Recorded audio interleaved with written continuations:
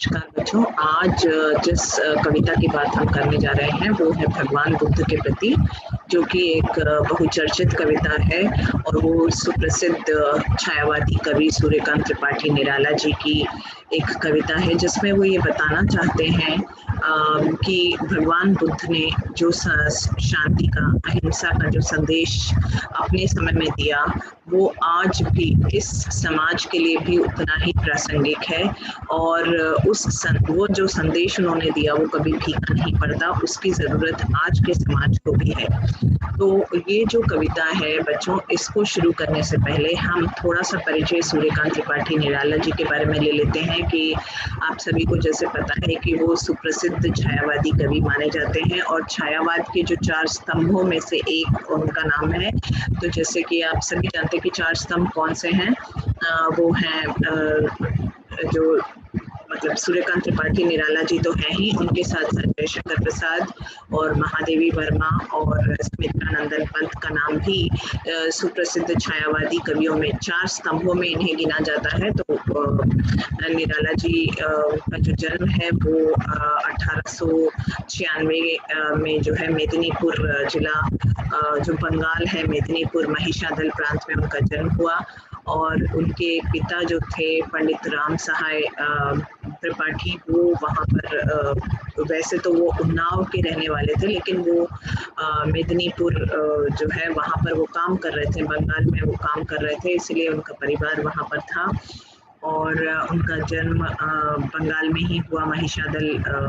में। और साथ ही साथ अगर हम कहें तो उन्हें जो काव्य के संस्कार हैं या भक्ति के संस्कार हैं, सब अपने माता पिता से मिले, लेकिन केवल और केवल 3 या 4 वर्ष के थे तो उन्हें अपने मातृ वियोग का सामना करना पड़ा, उन्हें अपनी माता को खोना पड़ा। और साथ ही साथ अगर देखें तो आगे चलकर उनके साथ मतलब उन्हें कई संघर्षों का सामना करना पड़ा। जैसे आपको पता ही है कि पुराने ज़माने में जल्दी शादियां कर दी जाती थी, तो उनकी शादी भी जल्दी कर दी गई। और उन्हें जो है उनकी जो पत्नी थी मनोहरा देवी, तो 15-16 साल की उम्र में उनकी शादी कर दी गई। और 20 साल की उम्र में जो है रामकृष्ण और सरोज, 2 बच्चों के जन्म के बाद केवल 20-21 साल की उम्र में ही उनकी पत्नी उन्हें छोड़कर चली गई, उनका स्वर्गवास हो गया। और उसके बाद उन्हें अपने पिता और चाचा जी के देहांत का सामना भी करना पड़ा, मतलब उन चीज़ों को भी देखना पड़ा। और साथ ही साथ उनकी बेटी सरोज जो उनके जीवन में बहुत महत्व रखती थी,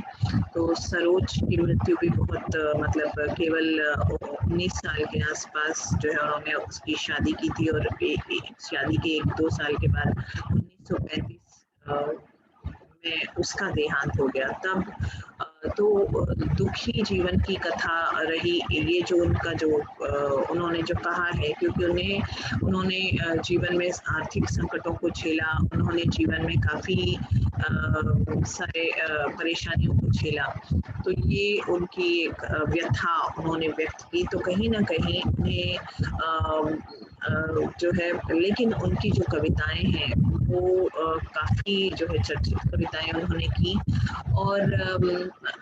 उन्हें जो है छायावाद के स्तंभ में भी स्थान दिया जाता है, जैसा कि आप सभी जानते हैं। और ये जो कविता है बच्चों, ये जो कविता है, इसमें वो वही बताते हैं कि भगवान बुद्ध जो हैं उनके संदेश जो आज के मॉडर्न मानव या आधुनिक मानव के लिए भी उतने ही प्रासंगिक हैं जितने कि उस समय के समाज के लिए थे, जब उन्होंने ये संदेश जो अहिंसा का संदेश, शांति का संदेश, सत्य के मार्ग पर चलने का संदेश जो दिया था, वो आज भी उतने ही प्रासंगिक संदेश हैं। और वो कहते हैं कि जिस तरह तुमने उस समय मानव कल्याण के लिए जन्म लिया था, उसी तरह से तुम्हें अभी भी जन्म लेकर इस पृथ्वी पर आना है, यहाँ के लोगों को जो है मानव कल्याण के, मानव के हित में कार्य करने का संदेश लोगों तक पहुंचाना है। तो भगवान बुद्ध के प्रति जो कविता है, कविता देखिए, आपने यहाँ पर मैंने कुछ चीज़ें ली हैं, जैसे आपने देखा कि यहाँ पर भगवान बुद्ध की प्रतिमा मैंने ली है। फिर हम देख सकते हैं कि सूर्यकांत त्रिपाठी निराला जी, जिनका जन्म और उनका मरण जो है 1961 15 अक्टूबर को हुआ, तो ये यहाँ पर बताया गया है। अब हम कविता में जब आते हैं तो ये कहते हैं कि जो मानव है, आज का जो मानव है वो अपनी जो प्रगति है, अपनी जो वैज्ञानिक प्रगति को ही सब कुछ समझ बैठा है और ये समझता है कि आधुनिक मानव जो ये वैज्ञानिक प्रगति कर रहा है उसी को अपने विकास का आधार मानता है और सोचता है और उसी पर इतराते हुए और दम्भ करता है कि हमने तो रेल और तार, आपने देखी ही होगी रेल और हवाई जहाज और इंटरनेट आज जिसके जरिए हम सब तक पहुंच सकते हैं, तो ये सारी चीज़ें जो है हमने ये सारी जो है कहीं ना कहीं जो वैज्ञानिक प्रगति हमने की है, जो सांकेतिक प्रगति हमने की है, उन सारी चीज़ों की बात यहाँ पर की गई है। और उसके बाद वो कहते हैं कि जो मानव है उसने भले ही सब कुछ कर लिया है, उसने अपने आप को मतलब केवल वैज्ञानिक प्रगति से वो ये सोचने लगा है कि वो मतलब दिन दोगुनी रात चौगुनी उन्नति करने लगा। वो ये सोच रहा है कि केवल और केवल इसी के साथ उसने सोचा है कि वो जो है प्रगति कर रहा है और इसी को वो अपनी प्रगति का आधार मानता है, अपने विकास, अपने विकसित होने पर वो इतरा रहा है। लेकिन कहीं ना कहीं आज का मानव हम देखें तो वो अपने जो पूर्वज हैं उनको देखकर कहता है कि वो अशिक्षित थे, उनके पास जो है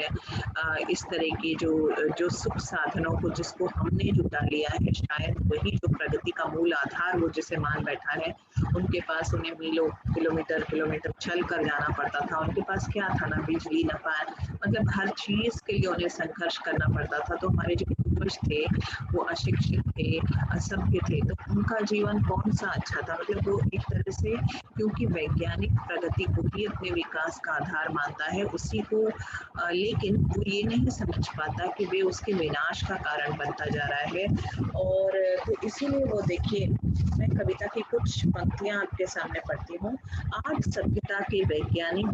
विकास पर गर्वित विश्व नष्ट होने की ओर अग्रसर। देखिए, हमने जिसे अपने विकास का आधार माना है और हमने अपने आप को जिसके आधार पर विकसित माना है, कहीं ना कहीं वही हमारी बर्बादी का कारण बन रहा है। स्पष्ट दिख रहा, सुख के लिए खिलौना जैसे बने हुए वैज्ञानिक साधन केवल पैसे आज लक्ष्य में है मानव के। तो हमारा केवल और केवल पैसे के पीछे भागना ही हमारी आधुनिकता या हमारी मतलब सफलता की निशानी हो गई है। और हम जितने पैसे ज्यादा कमाता है मानव, उतना ही सफल अपने आप को मानने लगा है। आज लक्ष्य में है मानव के, केवल पैसों के पीछे भागने लगा है मानव। तो सुख, शांति, चैन उसने जो है सब पैसे के आगे उसने सब जो है छोड़ दिया है। स्थल, जल, अंबर, रेल, तार, बिजली, जहाज, नभयानों से भरदक कर रहे हैं मानव। वर्ग से वर्गगण भिड़े, राष्ट्र से राष्ट्र, स्वार्थ से स्वार्थ विचक्षण। लेकिन क्या हमने अपनी आंतरिक शांति को नहीं खोया है? हम इतने पढ़ लिख गए हैं, हम विकास की ऐसी सीढ़ी पर आ गए हैं, हम कह रहे हैं कि हमने सब कुछ पा लिया, फिर राष्ट्र और राष्ट्र के बीच में संघर्ष क्यों होता दिख रहा है? मानव जो है एक दूसरे से पटा हुआ क्यों है, वर्गगत क्यों है, उसके संकुचित भाव क्या है, उसके अंदर की जो मतलब पढ़ा लिखा मानव भी कहीं ना कहीं जो है संकुचित तरीके से सोचता है, इसलिए वर्गों में विभाजित है। और राष्ट्रों के बीच जो मतलब अगर हम अपने पूर्वजों को देखें तो शायद वो हमसे कम पढ़े लिखे थे, लेकिन उनमें प्रेम भावना, भाईचारे की भावना, ये सारी भावनाएं हमसे कुछ कहीं अधिक थी। तो हम किस बिना पर कहते हैं कि हम जो है बहुत ज्यादा शिक्षित हैं, उनसे बहुत ज्यादा आगे बढ़े हुए हैं? तो कवि कहते हैं कि महात्मा बुद्ध ने मानव की पीड़ा को समझकर एक युवराज होते हुए भी, देखिए वो एक युवराज थे और आप सभी जानते हैं कि कपिलवस्तु जो है वहां पर वो एक युवराज थे, राजा के पुत्र थे, लेकिन फिर भी उन्होंने अपना सब कुछ राजपाट सब छोड़ दिया और सत्य की खोज में मानव के दुखों को जब उन्होंने देखा, एक मतलब मरे हुए इंसान को जब वो देखते हैं, एक वृद्ध इंसान को जब वो देखते हैं, तो इस तरह जो सारे एक मतलब जो इंसान बीमारी से तड़प रहा है उसे देखते हैं तो उनके मन में कहीं ना कहीं आता है कि मानव की इच्छाएं ही शायद उसके दुख का कारण बनती हैं। तो कहीं ना कहीं वो इस सत्य की खोज में कि मानव कल्याण के हेतु सत्य के मार्ग को जानने के लिए उन्होंने जो है अपना सब कुछ त्याग दिया और अपनी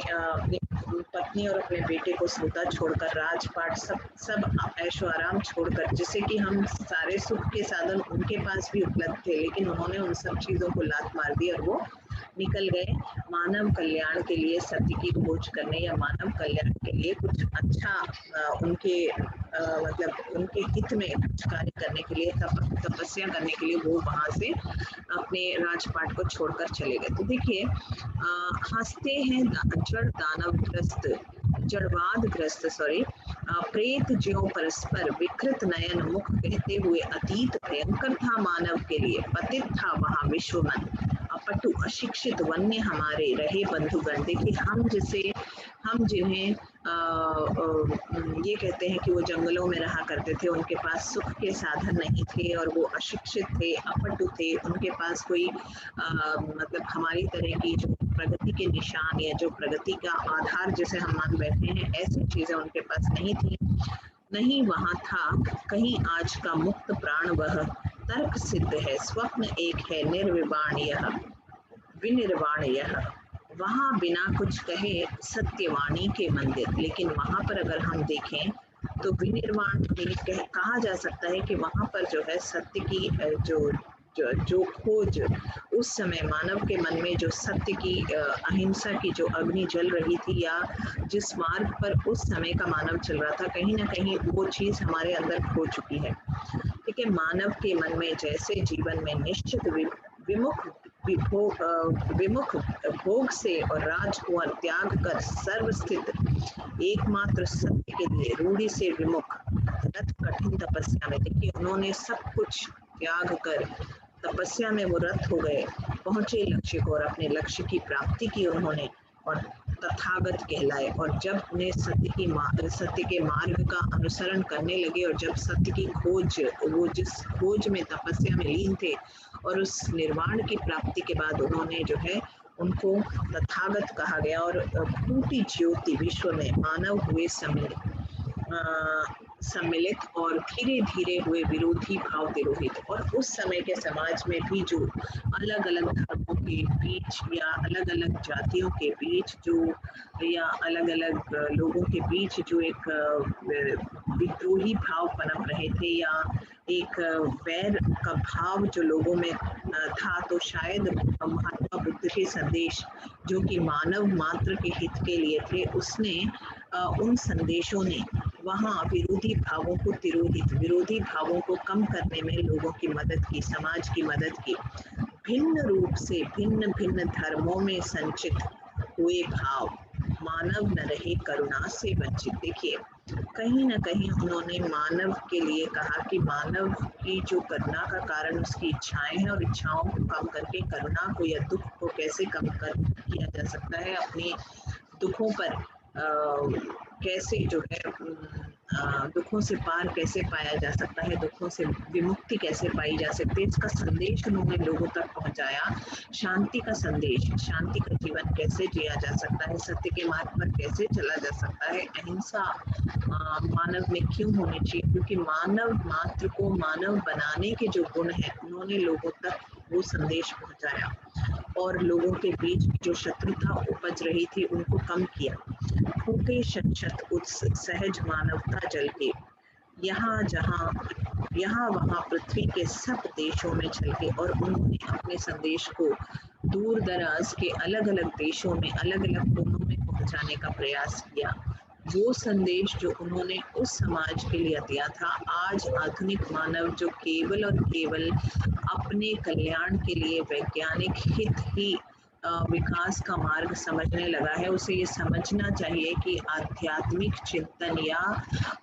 आत्म जो संतुष्टि होती है वही सबसे बड़ी संतुष्टि होती है और जीवन में शांति का प्रचार करके। और इसलिए वो कहते हैं कि महात्मा बुद्ध ने उसी समय खोज करके जो लोगों तक पहुंचाया, वो आज के मानव के लिए भी उतना ही, क्योंकि आज का मानव भी उतना ही भटका हुआ है, उतना ही जो है तनावग्रस्त है, उतना ही उस समय, बल्कि उस समय मानव उतना तनावग्रस्त नहीं था जितना कि आज का आधुनिक मानव है। तो कहीं ना कहीं ये संदेश वहाँ पर दिया गया है कि महात्मा बुद्ध को वो एक बार फिर उन्हें जो है यही कहते हैं कि हुई तुम्ही से ज्योति प्रदर्शित, मतलब तुमने उस समय जो ज्ञान लोगों में फैलाया, उनके विरोधी भावों को नष्ट किया, उनमें जो है प्रेम भावना और सद्भाव की भावना का उदय तुमने किया, उसी समय उसी तरह की भावना की आवश्यकता आज के समाज को भी है। तो ये मैं आशा करती हूँ कि बच्चों आपको ये जो कविता है सूर्यकांत त्रिपाठी निराला जी की, ये आपको समझ में आएगी, समझ में आई होगी। और इसका जो मुख्य संदेश यही है कि किस तरह से समाज में एकता, भाईचारा, आपको पता है कि आधुनिक मानव भटका हुआ है, पढ़ा हुआ है, पढ़ा लिखा है, लेकिन फिर भी भटक गया है और एक दूसरे से लड़ता है, छोटी छोटी बातों पर जो है अनबन करता है और अपनी प्रगति को ही वो देश की प्रगति मान बैठा है। ऐसा नहीं होता। हर किसी के साथ सबका साथ, सबका विश्वास, सबका विकास जो कहते हैं ना, वही चाहिए हमें कि आगे बढ़ना है तो सबके साथ और सबका विश्वास, सबको इकट्ठा करके ही हमें आगे के कदम उठाने चाहिए। और उसके लिए हमें जो सद्भाव की भावना, एक दूसरे के प्रति सौहार्द की भावना, ये सब जो चाहिए वो हमें कहीं ना कहीं महात्मा बुद्ध के संदेशों में सत्य अहिंसा के मार्ग पर चलकर मिल सकती है। शांति का संदेश जो उन्होंने दिया था, दूर दराज के सभी देशों के कोनों कोनों में फैलाया था, वो उस समय नहीं बल्कि आज भी जो उनके विचार हैं वो हमारे लिए उतने ही सराहनीय हैं और प्रासंगिक हैं। बच्चों, ये जो लेसन था, आशा करती हूँ कि आप सभी को समझ में आया होगा।